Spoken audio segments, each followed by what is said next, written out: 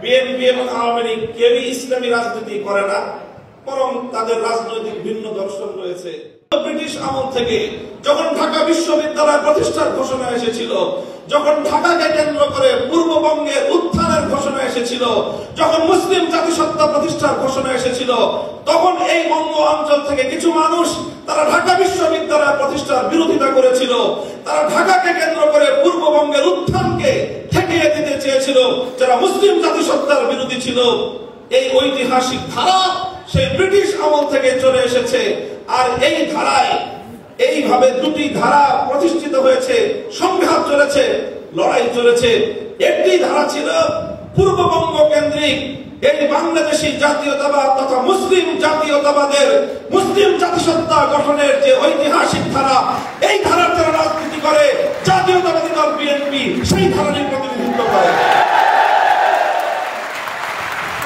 বিএনপিকে যেমন এই কথাটা মনে রাখতে হবে, যারা বিএনপির সমালোচনা করে তাদেরকে ওই কথাটা মনে রাখতে হবে। বিএনপি এবং আওয়ামী লীগ কেউই ইসলামী রাজনীতি করে না, বরং তাদের রাজনৈতিক ভিন্ন দর্শন রয়েছে। ঠিক যেমনি ভাবে আবু জাহাল আর আবু তালেব কেউই কিন্তু ইসলামের পথের অনুসারী ছিলেন না, কিন্তু কেউ যদি আবু তালেব আর আবু জাহালকে এক পাল্লায় মাপে, তার চেয়ে বড় জালিম আর কেউ হতে পারে না। আমি মনে করি ইসলামী রাজনীতির দৃষ্টিকোণ থেকে বিএনপি আবু তালেবের ভূমিকায় আর আওয়ামী লীগের আগাগোড়াই ভূমিকা হল আবু জাহালের ভূমিকা। কাজেই এই জন্য বিএনপিকে কথা মনে রাখতে হবে, বিএনপির আগামী নেতৃত্বকে কথা মনে রাখতে হবে। প্রিয় দিনী ভাইরা, প্রিয় জাতীয়তাবাদী ছাত্র দলের আমার সংগ্রামী সাথী ও বন্ধুগণ, আমাদের এখানে অনেকেই আমার কথা স্মৃতিচারণ করেছেন। এখানে উপবিষ্ট অধিকাংশ অতিথিদের সাথে আমার ব্যক্তিগত ঘনিষ্ঠতা হলো থানার গারদে, জেলখানার অন্ধকার প্রকোষ্ঠে সেই সময়ের দিনগুলোতে যাদের সঙ্গে অন্তরঙ্গতা সৃষ্টি হয়েছে, সেই ভালোবাসা এবং সেই হৃদ্যতা একটু ভিন্নতা হয়, সেই হৃদ্যতার মধ্যে গভীরতা বেশি থাকে। আমি আপনাদের এই শহীদুদ্দিন চৌধুরী, আলী ভাই, সুলতান সালাউদ্দিন টুকু ভাই সহ আরো অনেকের সঙ্গে আমাদের সেই দুঃসময়ের দিনগুলো একসঙ্গে অতিক্রম করেছি। আরো অনেক নেতৃবৃন্দ ছিলেন, যে গিয়াসউদ্দিন আল মামুন সাহেব, তারপরে মিয়ানুর উদ্দিন অপু ভাই, আর এরপরে বিশেষভাবে যাকে আজকে আপনাদের এই মঞ্চে আমার স্মরণ করতে মনে যায়, তিনি আপনাদের প্রাক্তন কেন্দ্রীয় সভাপতি মরহুম নাসিরউদ্দিন আহমেদ পিন্টু ভাই। আমার জন্মস্থান আমাদের লালবাগের যিনি নেতা, যাকে নির্মমভাবে মৃত্যুর দিকে শুধু ঠেলে দেওয়া হয়েছে বলবো না, বরং যাকে পরিকল্পিতভাবে হত্যা করা হয়েছে।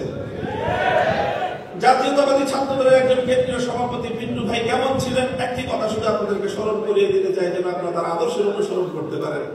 আমি একদিন গারদ থেকে 2013 সালের জেলখানার ইতিহাস বলছি। আমি 2013 সালে আমি যখন জেলে, পিন্টু ভাই তখন জেলে, একই জেলে ছিলাম আমরা, কাশিমপুর হাই সিকিউরিটি কেন্দ্রীয় কারাগারে। আমিও গেলাম। একেবারে যখন জেলখানায় পৌঁছলাম থানার গারদ কোর্ট থেকে, তখন আসরের সময় প্রায় শেষ হয়ে যায়। আমি প্রতিমধ্যে আসরের নামাজ পড়তে সক্ষম হয়েছিলাম। পিন্টু ভাই আলাদা আরেক গাড়িতে গেলেন, কিন্তু তিনি আসরের নামাজ পড়তে পারেন নাই। আমি ওই কারাগারের অফিস কক্ষে ওনার জন্য অপেক্ষা করছিলাম যে উনি আসলে হয়তো একটু কথা বলবো। তিনি আসলেন। তিনি আসার পরে আমাকে দেখে সালাম দিলেন, শুধু দূর থেকে ইশারা করে বললেন যে আমরা একটু অপেক্ষা করেন, আমি নামাজ পড়ি নাই। তিনি দ্রুত কদমে এগিয়ে গেলেন এবং আসরের নামাজের ওয়াক্ত চলে যাচ্ছে। দ্রুত সময় মতো তিনি নামাজটা পড়ে, তারপরে নামাজ সেরে তারপরে তিনি এসে আমার সাথে কথা বললেন। এবং কাশিমপুর কেন্দ্রীয় হাই সিকিউরিটি কারাগারে যতজন বন্দী ছিলেন, বিশেষ করে ধর্মপ্রাণ যত বন্দী ছিলেন, তাদের সকলের সেবা শুশ্রূষায় নাসিরউদ্দিন পিন্টু ভাই অসামান্য অবদান রেখেছেন। কাজে এগুলো ছাত্রদলের ইতিহাস, ছাত্রদলের কেন্দ্রীয় নেতাদের ইতিহাস।